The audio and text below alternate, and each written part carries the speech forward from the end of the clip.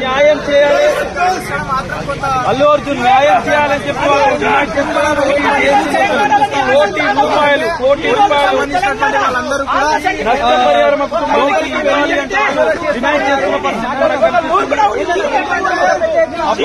ఖచ్చితంగా న్యాయం చేయాలి. అభిమాని కుటుంబానికి న్యాయం ఏం చేసినట్టు సిటీ ప్రముఖులందరూ కూడా అల్లు అర్జున్ ఇంటికి వచ్చి పరామర్శిస్తా ఉన్నారు.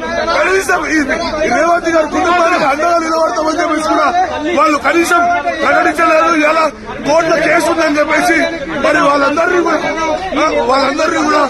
వాళ్ళకి కోర్టులో కేసు ఉందని చెప్పేసి రాష్ట్ర ప్రభుత్వం ఈ రోజు పేదోడి పక్షాన ఉంటే ప్రెస్ మీట్ పెట్టి ఈరోజు నిశక్షర రైతంగా ఈరోజు టీఆర్ఎస్ వాళ్ళని అడ్డం పెట్టుకొని చెప్పండి, మీరు అల్లు అర్జున్ గారు ఇల్లు ముట్టడించడానికి గల కారణం ఏంటి?